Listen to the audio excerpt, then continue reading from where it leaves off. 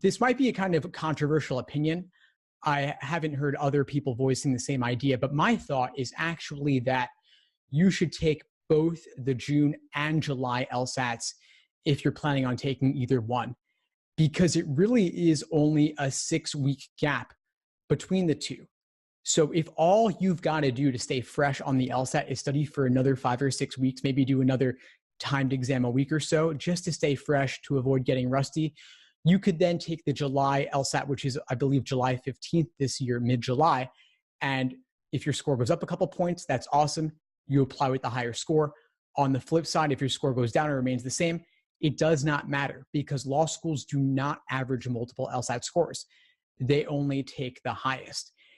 And so that's not a recent change, of course. That is not a 2019 LSAT change. That is actually a 2006 change.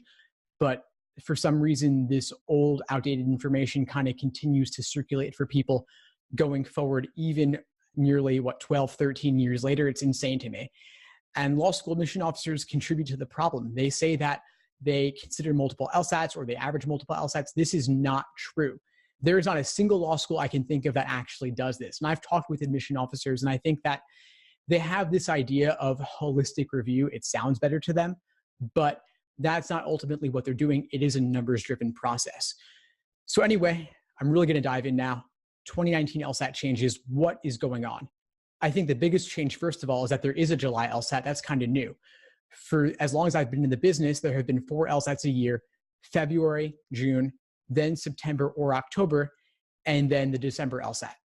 But they're changing it up. They're adding 9, 10 test dates a year going forward. So that means there's about 1 LSAT every month or so, which leads us to what I was talking about earlier with that short gap between LSAT test dates. And because law schools do not average multiple LSAT scores, retaking is more common than ever before.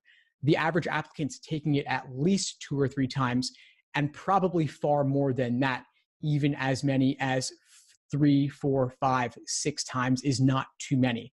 Obviously, more than 5 or 6 times starts to look a little bit suspicious, maybe like a little bit questionable. And so I wouldn't recommend that. But even if you've got 2 or 3 takes under your belt, you've got 2 or 3 cancellations or scores on your record, not a big deal.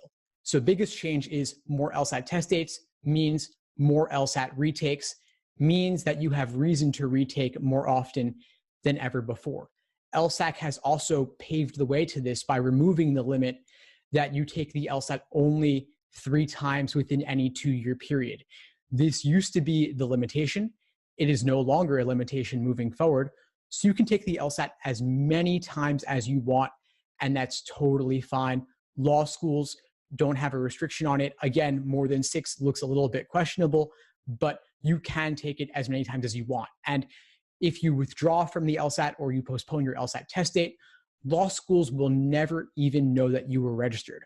On the flip side, of course, a cancellation will display on your record. And so a lot of people are asking me about this July LSAT. There's many funny things going on with the July LSAT, but I'll speak to one of them right now. And the July LSAT, they will let you see your score before canceling. This sounds nice. It's kind of like going back to the SAT score choice idea where you don't have to reveal a bad score. You get to see it first before revealing it. This does not matter at all, in my opinion, of course, because law schools do not average multiple LSAT scores. So there's never really a reason to cancel your LSAT score unless something went horribly wrong on the exam. And I mean horribly wrong, like you didn't complete an entire section or something. But if you just have this vague sense that things went a little bit worse than they normally do, that's not a reason to cancel. So the July LSAT letting you see your score before canceling is not a big deal. I wouldn't give it more than a second or two of thought. I wouldn't consider it in the slightest.